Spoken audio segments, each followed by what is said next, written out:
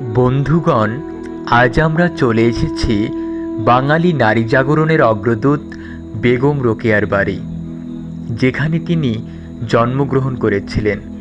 রংপুরের মিঠাপুকুরের পায়রাবন্দ গ্রামে তিনি 1880 সালের 9 ডিসেম্বর জন্মগ্রহণ করেন। তিনি যেখানটায় জন্মগ্রহণ করেন সেখানটা আজ আপনাদের ঘুরে দেখাচ্ছি।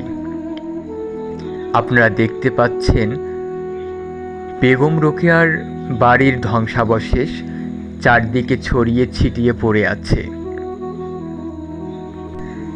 চারদিকটা দেখে যেন মনে হচ্ছে কোনো ভুতুড়ে কোনো কাণ্ড, কোনো ভুতুড়ে বাড়ি। আজ আমরা রংপুরে পাঠক সম্মেলনে এসেছি। অনেক কবি, লেখক, সাহিত্যিক, পাঠক। আমরা বেগম রোকেয়ার বাড়ি পরিদর্শন করতেছি। বেগম রোকেয়ার স্মৃতিকে কেন্দ্র করে এটি নির্মিত হয়েছে। এখানে বেগম রোকেয়ার একটি ভাস্কর্য রয়েছে।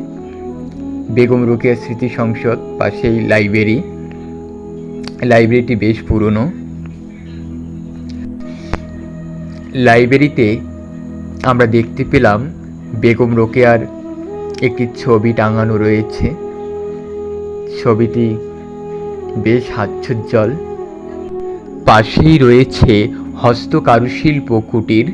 এখানে আপনি রংপুরের বিখ্যাত শতরঞ্জি এবং সোনালী আঁশের তৈরি অসংখ্য জিনিসপত্র পাবেন। এগুলো আপনি ক্রয় করতে পারবেন। দেখতে পাচ্ছেন চমৎকার কিছু সুন্দর সুন্দর জিনিসপত্র, দেখতে খুব ভালো লাগছে। বেশ কয়েকজন ক্রেতা এখানে ক্রয় করছেন। আমাদের পাঠক সম্মেলন আজ হলো। সকলকে ধন্যবাদ।